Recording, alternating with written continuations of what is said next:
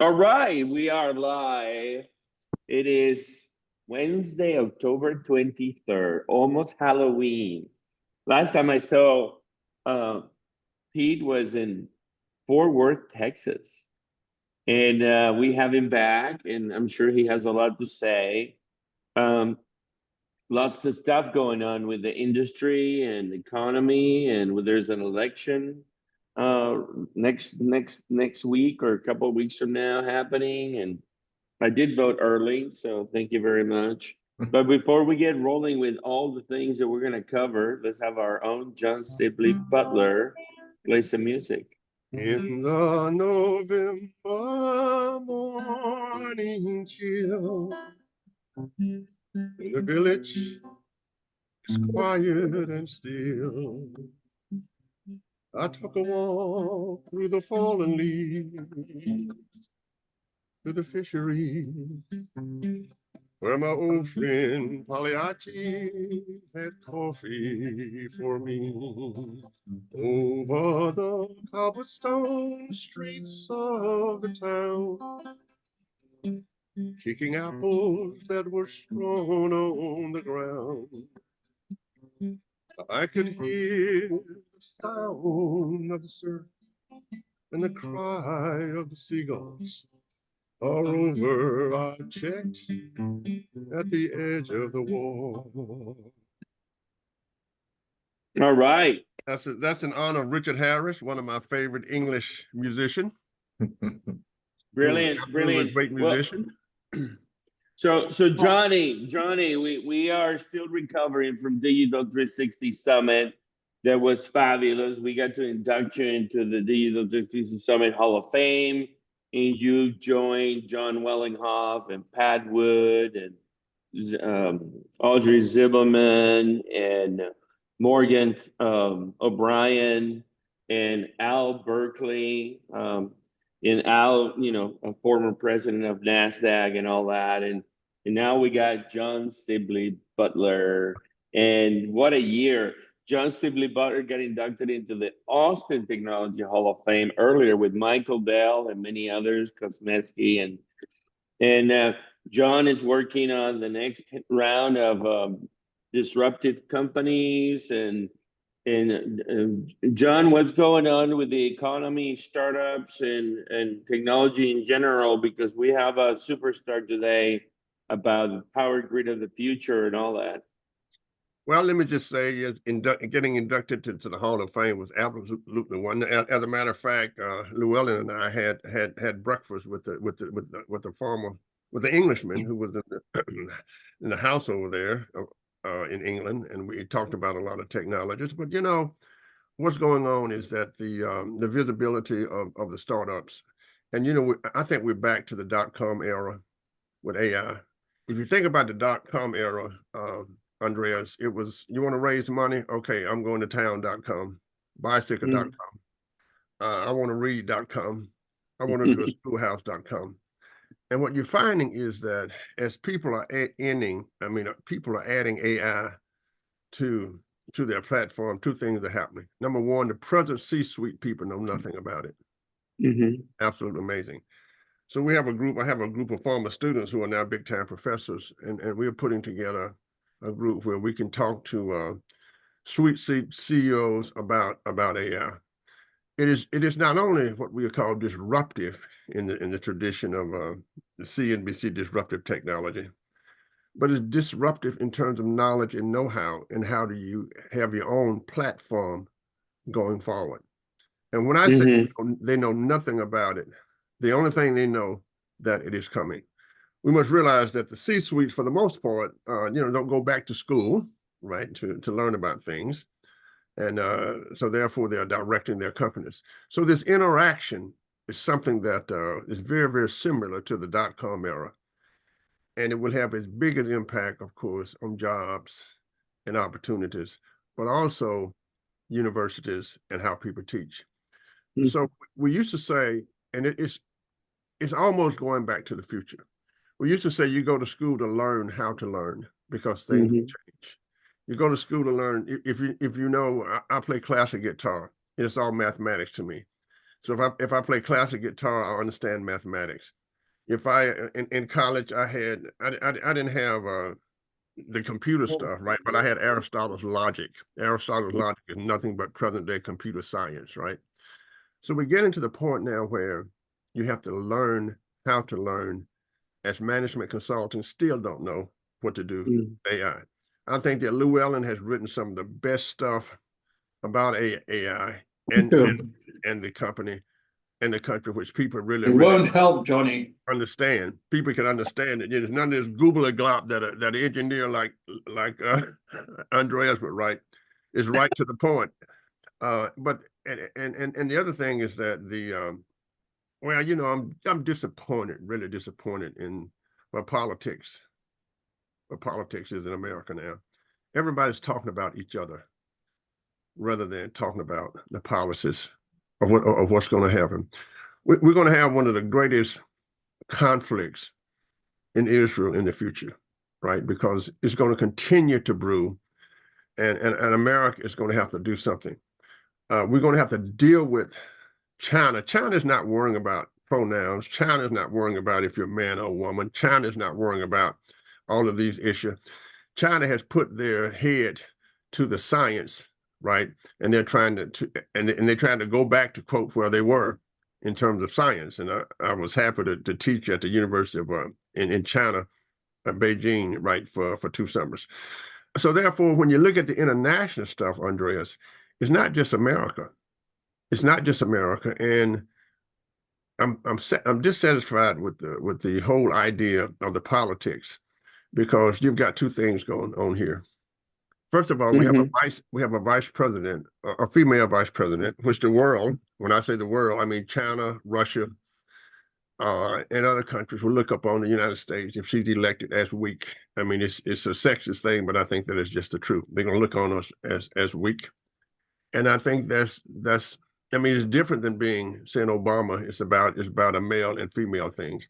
But I think America is so ahead of everybody else, with women flying in the military, making great contributions, but it still doesn't mean that people have a perception. So the other thing we have Donald Trump, right, who is not staying online on pace with all the policies. That just stay on pace with the policies. Talk about tax policies, right? Talk about the economy. Talk about what the president can do and what the president cannot do. We do not want the presidents of the United States making all Americans, you know, with no ingenuity, right? Where you depend on the government per se. So I'm very dissatisfied in all of that. But on the other hand, I'm very encouraged by the entrepreneurs. I'm encouraged by the movement of immigrants to America for great opportunities. I'm really encouraged by the number of jobs that's being created as a result of AI. I'm very encouraged that we're moving to the point where we can have vertical taxes now, you know, by the government. So within all of the mess that we're having, probably you got to go back to 1860 to look at this mess that we're having. In the midst of all of that is what makes America great: opportunities, the market, and not politics. So I'm feeling pretty good, but the politics are a reality. You just have to put up with it. And I don't want Paul to believe that whoever is the president of the United States will determine his future. He's got his own ingenuity. And I don't want Peter to believe that, and I don't want Mary to believe that. I just gave the name of Peter, Paul, and Mary a great. I picked up on that. You picked up on that, right? So that Americans have got to understand we're not a pity party, right? I'm not interested in people building a house for me unless I absolutely need it. Okay, I'm not interested in you sending my kids to college unless I absolutely need it. Right? I'm interested in the government providing the opportunities, and we need more trade schools for people to choose from. Right? We have to educate in trade schools a whole generation of kids, because the universities will not change. You know, it's going to be a trade school route. So that's kind of where I am. And I was a little animated today, but I'm encouraged and I'm discouraged at the same time. Llewellyn King, what say you? I'm troubled because I find myself in almost total agreement with Johnny. which is always a subject of distress to myself. I want to read something to you from The Economist. I draw your attention to this week's Economist and its extraordinary cover story, The Envy of the World, about the US. And I'll read just a small piece from what they call a leader. It's an editorial. Over the past 3 decades, America has left the rest of the world, of the rich world, in the dust. In 1990, it accounted for about 2/5 of the GDP of the G7. Today, it makes up half. Output per person is now about 30% higher than in Western Europe and Canada, and 60% higher than in Japan, gaps that have roughly doubled since 1990. Mississippi may be America's poorest state, but its hardworking residents earn, on average, more than Brits, Canadians, or Germans. Lately, China, too, has gone backwards, having closed in rapidly on America in the years before the pandemic. Its nominal GDP has slipped from about 3/4 of America's in 2021 to 2/3 today. This is extraordinary. I am going to venture in my column this week, which I wrote this morning, so I don't really understand how Johnny was able to plagiarize it before he'd seen it. An extraordinary achievement of subterfuge, but I expect nothing less from him. Well, it's called genius. It's called genius. I thought you were going to say it's called AI. This is the time. This is a time of American greatness. It is quite exceptionally so. And the politics, the whole political class is lagging the reality and will drag us down. I would take issue with Johnny on one thing, and that is, I don't think the world thought Britain was weaker because Margaret Thatcher was a woman. It is the woman, or Bandanica earlier on. I think it is the particular woman. You may be right about Kamala Harris. I'm not a great admirer, but I think she is what we might get. I don't know. However, we also are far ahead in AI. It is affecting everything, particularly utility industry, which is very interesting because the utility industry traditionally has been very conservative, slow to adopt new things, disinclined to change. And here they are with surprising alacrity grabbing AI. And they're using it, of course, in fire control, maybe their first use, but it is coming in fast. And utilities are peculiarly suited to using AI. First, they don't have an employment problem because they're not huge employers, so that if there's a subtraction of jobs, it won't be so acute.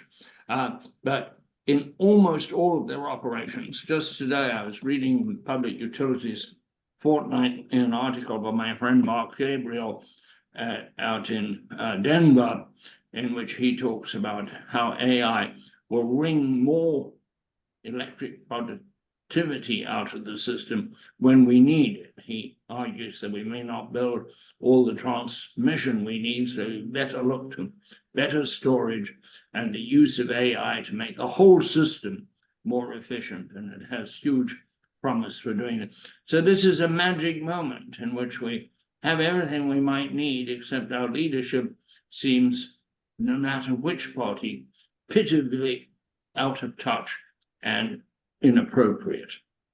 So before I give you the microphone, Pete, let me introduce you real quick for the audience. So Pete Londa, a great friend, President and Chief Executive Officer since 2014 at Tantalus Systems. It's going to be with us for the hour, and he's on the board of directors, obviously, as of the company as well. He also serves as an independent board chair, or he served as an independent board chair of a company called World Energy Solutions that basically had an exit strategy with EnerNOC. And obviously EnerNOC eventually was acquired by Enel. And I believe that's still the case. Pete, prior to his journey at Tantalus since 2014, was the CEO of BPL Global, and he's a graduate of Emory University, where he's a lawyer, an MBA, and a finance dude. Very dangerous, very bright, and we're happy to have him. And Pete, well, how will you chime in into the comments from Johnny and Llewellyn, and we dive into our conversation? Well, Andreas, thanks for the warm introduction. Llewellyn and John, good to see you all again. Thanks for having me on the digital roundtable. It's a privilege to be here. You know, I was feeling pretty good until I started to listen to both Johnny and Llewellyn about the enormity and gravity of circumstances at a macro level. And in picking up on Llewellyn's comments, similarly, it's frightening that as John was referencing how the world may view a female leader, the immediate thought I had was Margaret Thatcher. So somehow I've telepathically figured out, maybe with some AI, what Llewellyn was going to say before he said it. So there's a common theme there. But remember, England didn't have any kind of worldwide commitments. That's England, true. England yeah. So therefore, the different dynamic. America is now a country that is responsible for the entire world, and that's where the weakness will come in. Nobody cares.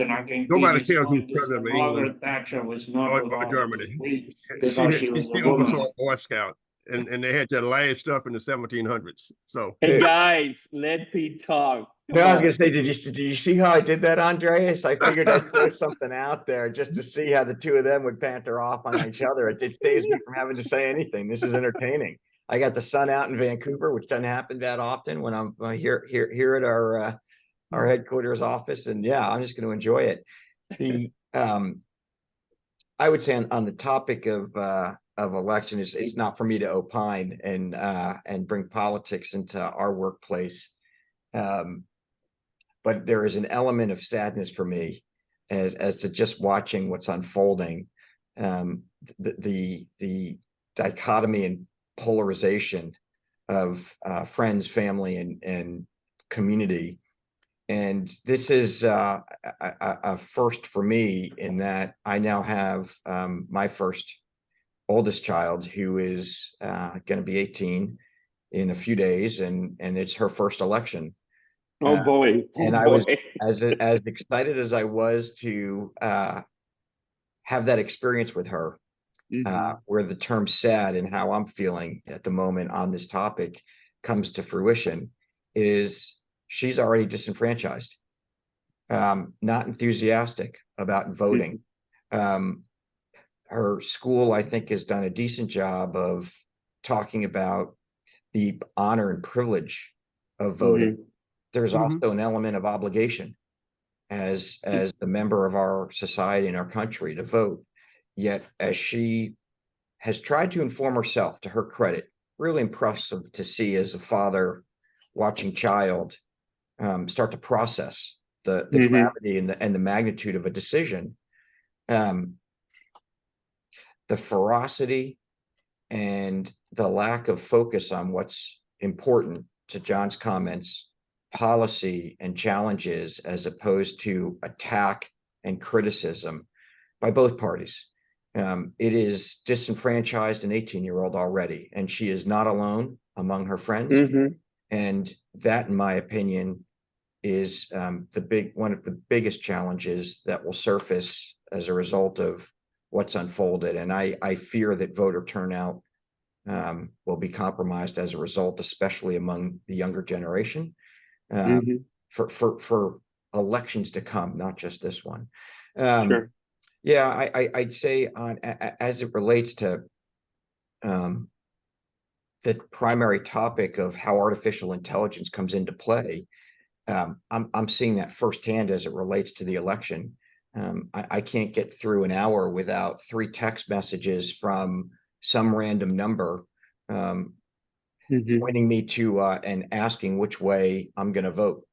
And I think a large portion of that is thanks to the brilliance as well as the challenge of edge computing some of which we are very focused on at the utility industry, but certainly at the consumer product level, right? There is a tracking of every story I read, every article I am evaluating, or contemplating, the amount of time I spend on certain pages, whether it's on my phone, my iPad, my laptop, my desktop, and through a lot of computing capability and some AI, right, forcing content to me that frankly makes me that much more divisive on certain issues.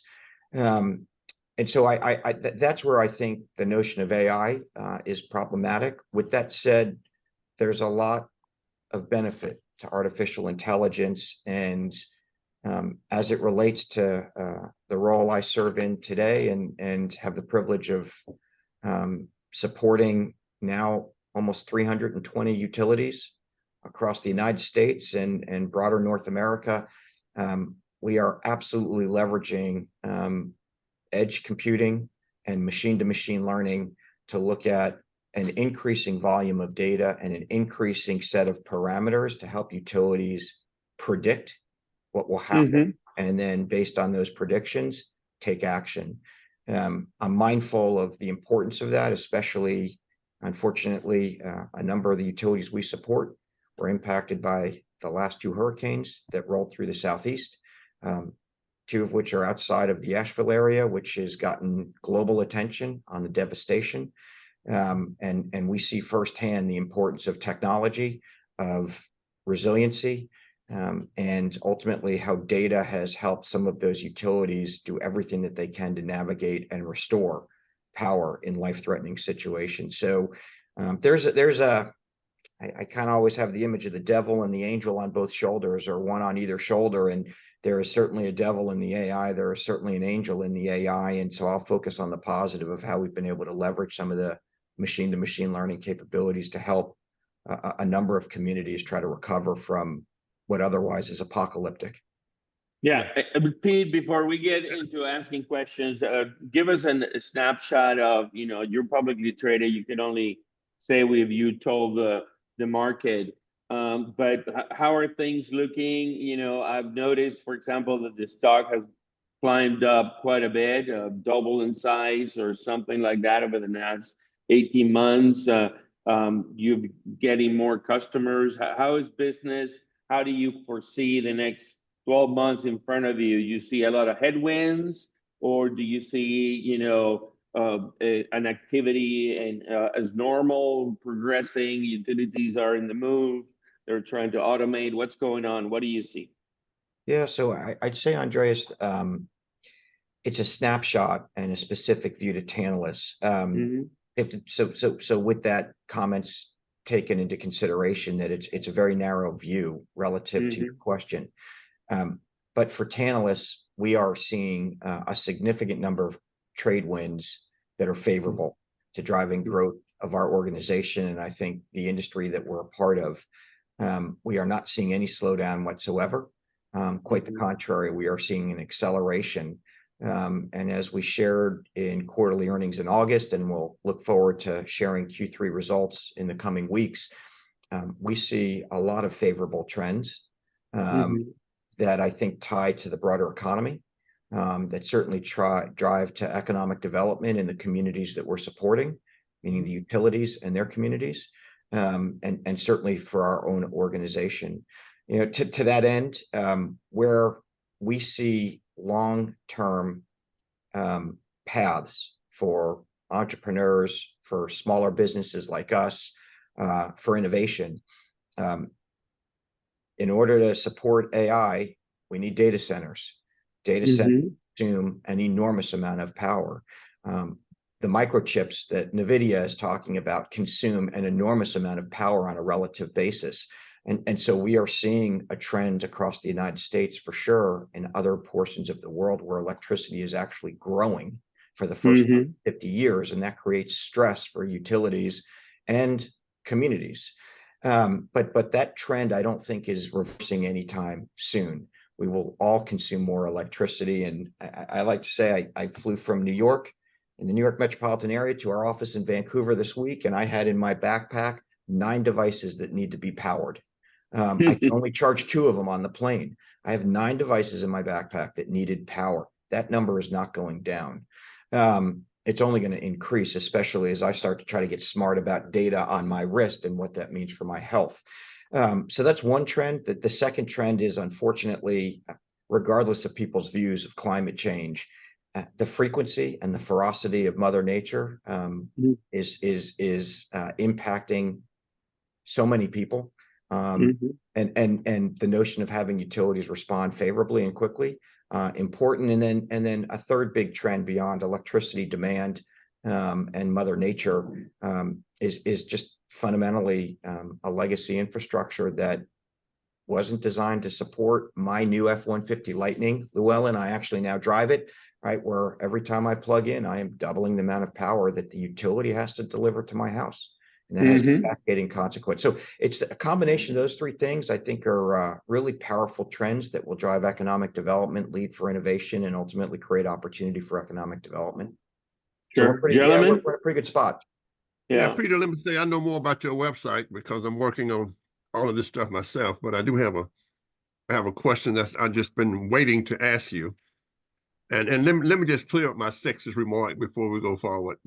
I think that America is an empire. Nobody really cares who's the president of England or Germany, but America has a different commitment to the world. So that's where my comments come from. But this is what I want to ask you, Peter. You know, as you look at your data centers and you're making the world safer by prediction, because we like to control where we go or what we do by prediction. This is physics when it comes to the natural universe, right? And this is everything. And, you know, as we go from all of these devices or the Internet of Things, and we share data, and you had mentioned global warming, don't you think that there are things that can help us predictive-wise, so we can predict when a hurricane is coming, but we can't really predict when an earthquake is coming? We can just prepare for it. So my question is, in your data centers, as you create the models to keep us safer, some things you just have to prepare for, like earthquakes.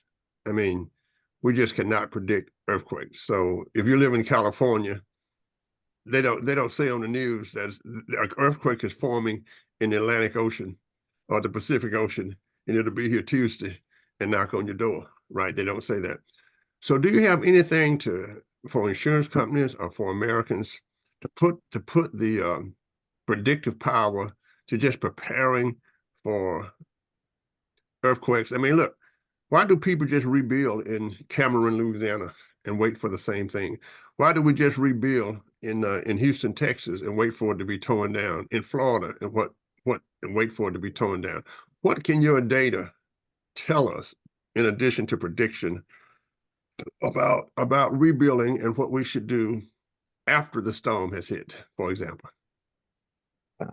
Yeah, so I appreciate. And maybe, Pete, maybe a corollary that you could use is wildfires. Yeah, so I was going to try to get to an example, Andre. So thanks for that. Andreas, I don't remember addressing you. He's just trying to You're help. getting worse than Llewellyn King here with you know, jumping on me and clearing them up and trying to protect the innocent. Oh, go ahead. I'm sorry. Or trying to lead the witness one way or the other. Trying to lead the witness. Yeah. I appreciate that. So thank you both. So the depth of the question is fairly substantial, and I appreciate the distinction of weather forecasting on what you see building in an ocean versus not only California. Our office building was shaking in Connecticut from a Wow. earthquake that hit in the New York metropolitan area not too long ago. It was small nonetheless, but we're not a consumer focused. Let me level set.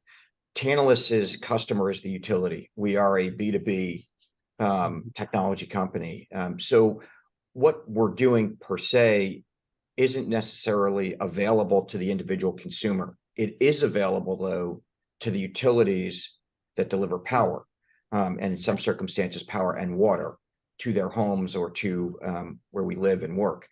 And so in that context, I'll try to answer your question.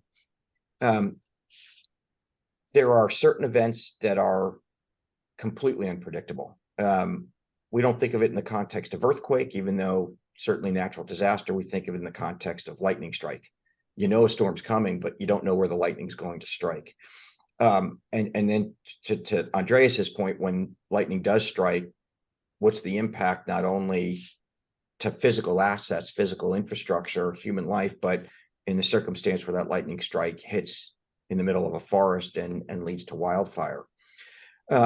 So examples of how we can take sensing capability, physical devices that have edge computing, that are not only capturing and communicating data, but actually sensing data.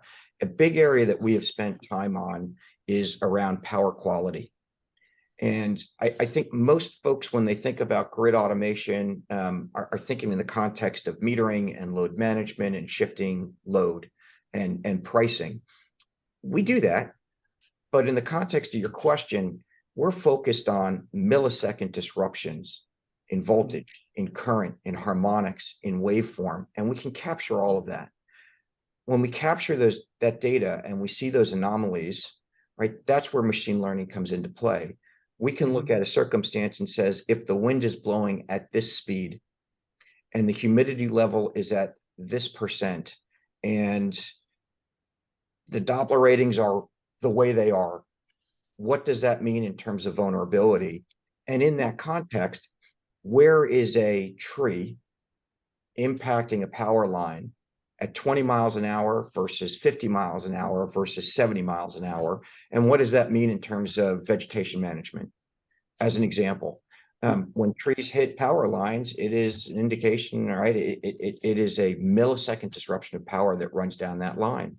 And so it's a simple example around how we can help utilities pinpoint where they have tree limbs hitting power lines that breaks down insulation, which creates more vulnerability for that tree line eventually breaking through the insulation and leading to a fire. And as we've seen, Hawaii and in certain portions of the United States, wildfire and the devastation that has on the broader environment. So we can pinpoint and isolate where that's happening as a very specific example for utilities to ultimately then go fortify that infrastructure, improve the insulation, mitigate the risk of the wildfire, thereby helping their consumers avoid catastrophic event. So I hope that makes sense in the context. There are certain things, you can't predict where the lightning's going to hit. You have to just have your systems, your processes, and the most resilient infrastructure in place to be responsive when, I'll use the expression, not to offend, but when shit hits the fan, how quickly can you respond? There is an element of what we do for that, because there are things like lightning or earthquake you just can't prepare for. And So I like resilient infrastructure. I think correct. That's where we are. Oh, Llewellyn, I had another question, but go ahead, Llewellyn. I'm sorry. Oh, I wanted to ask, how much AI have you deployed with your clients? Some of the questions raised by Johnny and indeed by yourself can be ameliorated, if not resolved, by AI. For example, whether prediction, AI, as I understand it, could both predict the weather and the flow of fuel to the utility and coordinate those two. And in many other aspects, a sort of totality that we've never been able to manage heretofore. Maybe a prediction of severe weather as much as 2 or 3 months in advance, and a prediction of the supply and cost of electricity in the wholesale market at that time, knowing all the factors that AI can bring into balance at the same time. I wonder to what extent I see a fair amount of deployment of AI in utilities and a lot of interest in it. As you know, I talk to a lot of utilities and I have a huge utility mailing list, and I see it being deployed surprisingly fast, and an enthusiasm for it throughout the system, because prima facie it fits so many things. Management of a very complex system, the customer relations, the wildfire threat, and the weather threat. And all of these things it can bring into some, because obviously there's a relationship between weather and wildfire. There's a relationship between weather and the ultimate cost of electricity. So I wonder to what extent you've been able to write programs or develop smart agents to assist your clients. Yeah, Llewellyn, so as a complete aside, I recently, someone sent me a link to Snoop Dogg's weather forecasting, I think with Al Roker, and was pinpointing some of the cities that have some correlation to the reference of being high or stoned. And it was pretty brilliant. So I don't want to get into the business of too much forecasting, because then Snoop Dogg doesn't get to go back on Al Roker's live stream and predict the weather or report the weather. So hats off to Snoop Dogg and Al for pulling that off. But the where we are focused, I'd say twofold, is as it relates to power quality, what can we learn from that? And as a result, what utilities can do with that information. And then drawing down a little bit more specifically is analytics and AI around the performance of distribution transformers, which is a very vulnerable asset as we think about economic impact, loss of life, disruption, power outages, all the bad things that we all try to avoid. Luan, specific to your question, we actually are fairly advanced in that effort. I can't tell you the exact number of utilities because we haven't disclosed that, but it is a material percentage of the 300 utilities that are quickly adopting we refer to them as analytics. Embedded in those analytics is AI, and how we're ultimately leveraging the data that those utilities are already capturing through our system, and the platform that we've deployed for them. So I'd say where we see quick adoption is, and I know it's a passion of yours, electric cooperative utilities are very quick to adopt, very quick to explore. We similarly are seeing that across the public power industry. We are just starting to put our toes in the water on the investor-owned utility, so I'm not the best person to answer the question as to adoption rate there. But if we can help utilities pinpoint where they have a transformer that is improperly sized, that's overstressed, that's understressed, all based on the data that's captured already and the analytics tools, that has real economic benefit and real cost saving to the utility. So Llewellyn, we're really pleased. We've rolled out through press release a couple of very specific analytics that have AI, one around we call it grid resiliency, and the other around transformer monitoring, and the adoption rate has exceeded our expectation. Can I just add a follow-up, and that is how much I saw operation impeded or assisted by the condition of the supply chain. I'm running a conference for the USEA at one of my virtual press conferences next month on supply chain, particularly supply chain after the hurricanes. Yep. So we're seeing specific to the supply chain we have lived through. We have our own microchip fabricated. It's our own intellectual property, so we haven't gone down the path of the proverbial off the shelf from the large groups like NVIDIA, Intel, or others. But we've seen that, I'd say, disruption start to normalize. It's not as good as it was pre-COVID in terms of lead time, but at least it's consistent. On electronic components, a lot of which goes into the sensing devices that we put into the field. That's the physical hardware that utilities deploy. Similarly, lead times are longer than they were on average over the past 3, 4, and 5 years, but they are stable.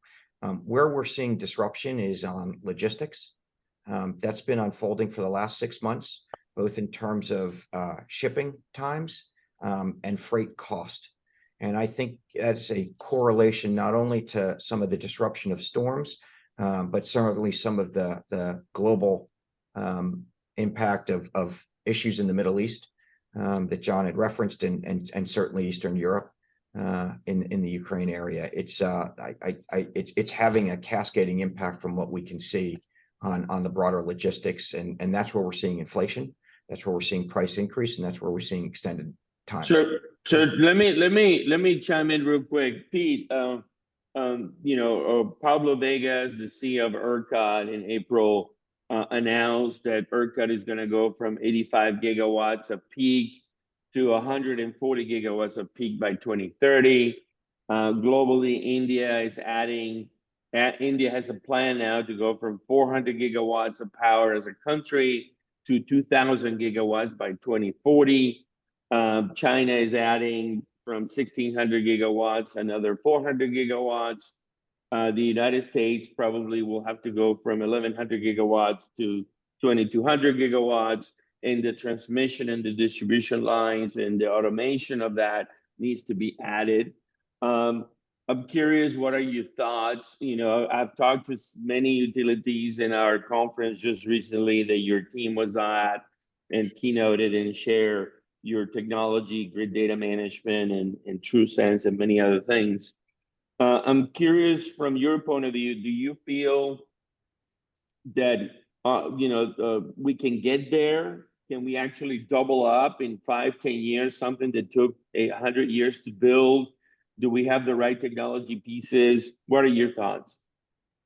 I think those are all very ambitious numbers.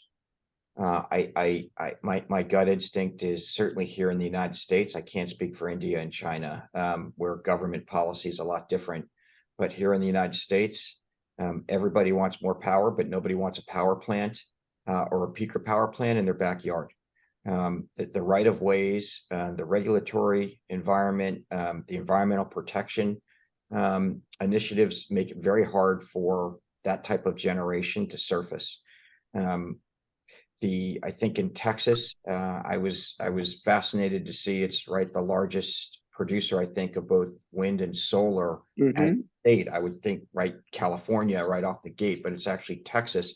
I think Texas has seen firsthand the implications of the variability of those types of generating assets. So Andreas, in my mind, the world has to look at this differently. I don't disagree with the aggregate number. Where I think the real challenge is transmission, and generation and transmission will not be able to meet those demands in those timeframes, at least here locally in the United States. And so we think of it in the context of helping utilities be where they need to be. And for every kilowatt that we can save, or every megawatt that we can save through intelligence, is a kilowatt or megawatt that doesn't have to be generated. And in conjunction, still support more demand, if that makes sense. It's just at a net level, not at a gross level. I think we're going to be real challenged, though, here, state of Texas for sure, but across the U.S., because I don't think the generation and transmission can be built fast enough. One more comment to follow up real quick. We had a keynote from Michael Lee, the CEO of Octopus Energy, and Octopus Energy is pitching already the notion of available virtual power plants. They give you 50% credit if they can control your energy storage, 30% credit if they can control your EV, 20% if they can control your solar panels. What are your thoughts of virtual power plants coming and being part of that, and through your own infrastructure offering, your smart meters, your analytics on your transformer products and your communication products? How do you see that being enabled, and are you enabling that and partnering with folks to make that happen? Yeah, so we don't technically deliver what's referred to as VPP or virtual power plants today. We have a lot of the capabilities for utilities to leverage what otherwise would be deemed as a virtual power plant. There's a lot of merit to it, Andreas, and I don't doubt the analysis that's been done and the aggregate savings that can be delivered. VPPs have been around for some time. It dates back to the original concept of demand response, and similarly, save a kilowatt equals it's a 1-for-1 calculation there. Every kilowatt saved is a kilowatt that doesn't have to be generated. So there is merit to it, where I see, and I think technology is available to deliver that today. Tantalus has a lot of technology. We just don't sort of pursue that as a offering. It just isn't in alignment with our business model, but we can enable it for utilities. One of the bottlenecks that we see across the United States is the state-by-state regulatory environment that really impacts which players can come to market with VPP, or that notion of becoming a market participant. I think there's some certain, and you've talked a lot about it as well over the past year plus, if not longer, on 2222. That'll change the dynamics, but it is at a state-by-state level, we still have archaic regulatory structures, and I don't think there is a national policy around it, which means it will have certain pockets where it's very relevant, and then there will be certain areas where it's completely relevant but not feasible. Peter, I do a lot of international military organizational studies and write about the military, and I'm reviewing a paper right now. Well, I've just reviewed it. And he said, during previous wars, we went after the manufacturing plants. In future wars, people would go after the data centers. That is, in conflicts in the future, and there will be conflicts in the future, instead of going to bomb the manufacturing plants, you're going to go bomb the data center plants. Are there any discussion about, this paper is called International Security in Data Centers. That is going to be published in the Journal of Armed Forces and Society. Have you heard any discussions that relate to international security, the importance of data centers, what would happen to data centers, how the enemy might target data centers going forward? Or do we just continue to build them out in the open where they could be targeted? Because, if they hit the data centers, then everything is gone. You don't have to worry about the plants anymore. You can look at the so from a physical perspective, Johnny, it's not our area of focus. Where we do see, and where I am spending an increasing amount of time to educate myself, and I'd say I am at the kindergarten level, is around the cybersecurity attacks that could manipulate, especially as the world becomes more networked. We saw that with ATMs, right, in Europe not too long ago. And that wasn't even malicious. That was just a bad firmware update by a cybersecurity firm. But so we're focused a little bit more on the cyber element than we are the physical element. I'd have to defer to folks that are in that industry and think through how they manage redundancy in data centers, especially with the advancements in cloud computing. Right? Is where is that stored, and how do you access that data from an increasing number of databases that ultimately provide one single source of the truth? It's just we're not on the physical side of it. Okay, that makes sense. Yeah, and I'm not. It doesn't surprise me. I don't think anybody is, quite frankly. It's power, right? I would think it's power, and it's where the data sits that would be most crippling in a networked country, networked environment. Right. Llewellyn? Yeah. We're looking at an exponential rise in the demand for electricity through data centers, and that's not likely to continue indefinitely. The centers themselves are trying to reform their operations with technology. For example, bringing in water cooling and ending air cooling, which will make a huge difference. Also, there's in the out years, there's a possibility of using light as the transmitter rather than electricity in it, with a photon chip rather than an electrical chip, which would radically change all this because there'd be no heat generated. So you can get both too anxious about data centers and believe them to be inexorably growing in demand. They have no interest in using 1 watt more electricity than they need.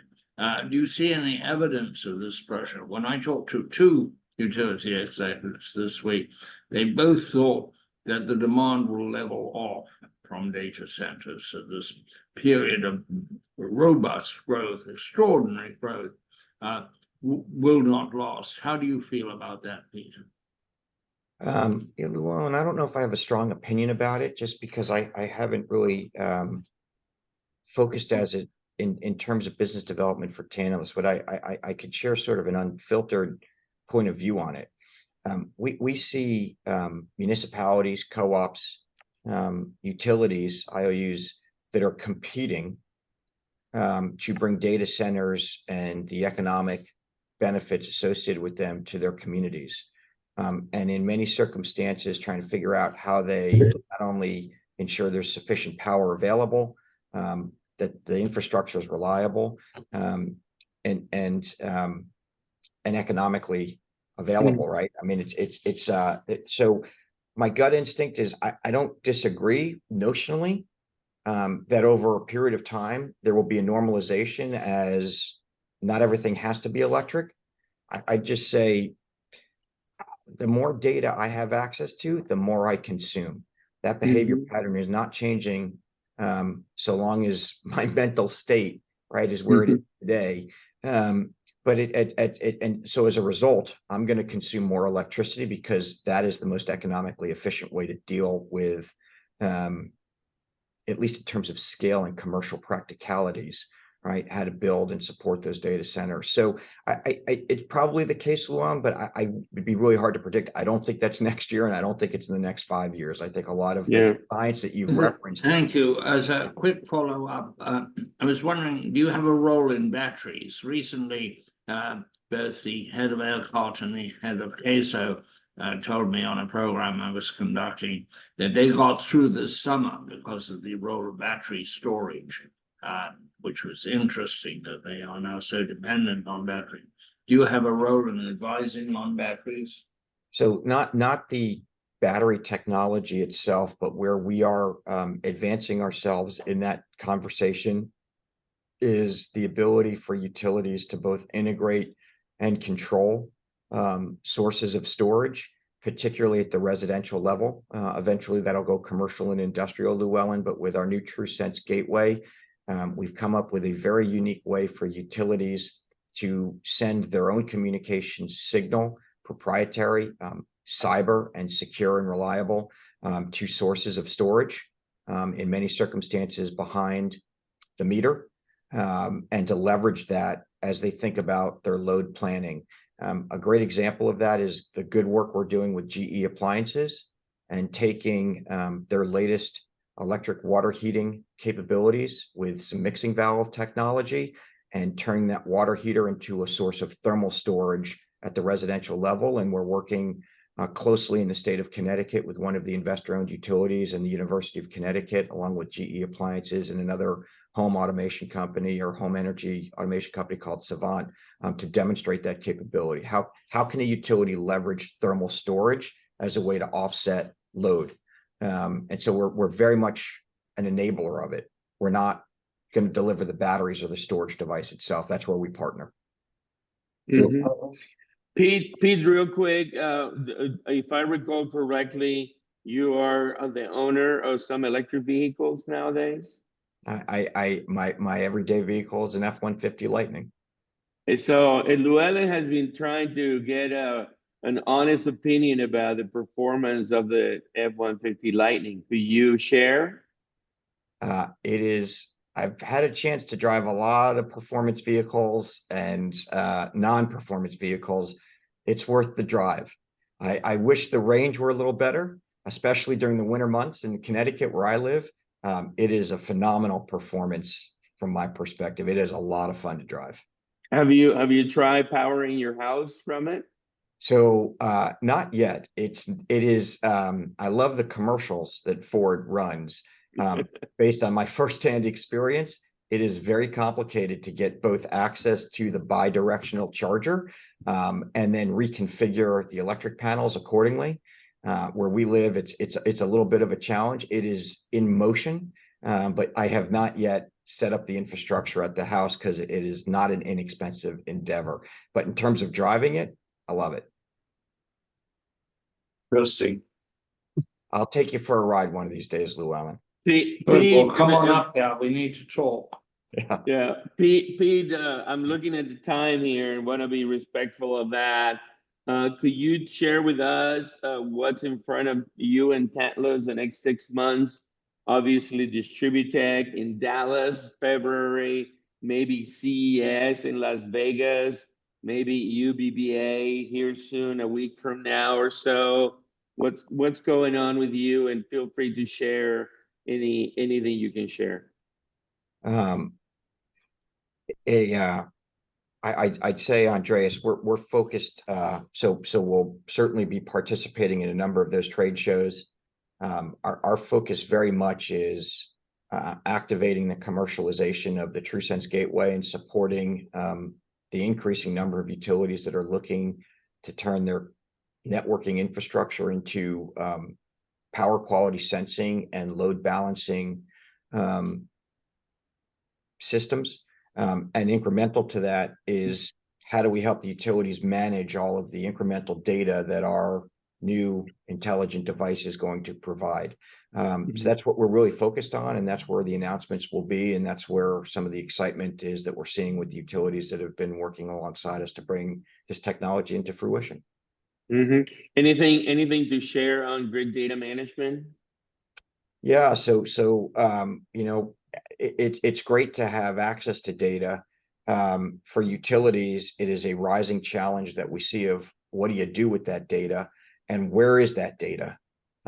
Meaning which department has access or which silo has access, how is it stored, and how is it actually integrated into a variety of different systems? And you know, it's probably too basic of an analogy, but if you think about the way utilities were designed and the way they've deployed their infrastructure and their systems over 100 years, not every aspect of their system speaks the same language. And so within a utility, we'll see one system talk English, another system talk German, and another system talk French and Japanese. Fill in the blank. How do you normalize those different protocols into one seamless database where data can be delivered to and from different systems that are talking different languages? And so that's the analogy I like to use on what grid data management is for us. We think it's, in addition to the power sensing and the behind the meter control capabilities of the TrueSense Gateway, we call it TrueSync. It is, how do we help the utility synchronize based on all of the data that they're capturing from a disparate number of vendors and systems that have been deployed or are going to be deployed. So that's another area that we're very excited about. Sure. Johnny, final thoughts. You know, Peter, we call that issue where computers were 50 years ago. You know, and then it came and standardized. Now we're all standardized. That's a problem. Well, I think that, you know, the ultimate issue, as you know, Peter, is will enough electricity be around so that we could really charge all of our Internet of Things? And we know that that is that's a wreck that's waiting to happen. And like you said, the more data that we have, then the more predictable things are. And what I think also we need to pay attention to, and this is not your area, of really understanding that we need a lot more electricity in the future to run everything that we want to do, from electric airplanes, electric cars, electric houses, and you name it. So you're right at the center of the data gathering. And I think that if you can get the utilities, you know, to talk to each other, that would be a huge step forward. Llewellyn? You know, I think it's very interesting. I think this is an incredibly exciting and important moment in time for utilities, but for the rest of the country, as we see this huge revolution that AI is going to represent, as big as the Industrial Revolution. And it has dark sides and downsides. Fakes, what is truth, a huge problem, not a problem for utilities, not a problem in science, but a huge problem in anything that is a business of words, words in, words out. And although the AI now looks quite overwhelming in what it can do, when we get to general AI, maybe in 5 years and maybe in 25 years, that's going to be, that's when AI starts making decisions on its own, and that will frighten people, but it will also enable some extraordinary conclusions and some extraordinary decisions to be made by machines and adopted by people. You don't have to be frightened of an idea because you yourself did not conceive it. I'm frightened if Johnny conceived it, but otherwise I'm very open to other people's ideas. Thank you, thank you. I just like like to to say, compliment I've got to go, but I'd like to say in conclusion that Pete is one of the most articulate people we've had on the broadcast. Well, you know, very refreshing. I would say thank you, Pete, for being with us, and you are too humble and too you know, non self-promoting to actually basically let the world know that if they bought TrueSync and TrueSense for all those co-ops and munis and some IOUs, that they would have a much better time delivering energy to their customers. So I wish you guys continued success. We will have you again, and thanks for being with us. Thank you. I thank you all for including me. It's wonderful to see y'all. Absolutely. Johnny, take us away. At a time when the world seems to be spinning hopelessly out of control.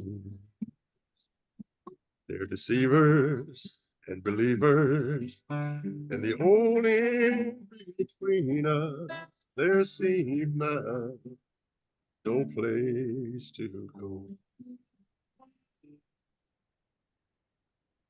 Bye, guys. Thank you. Bye.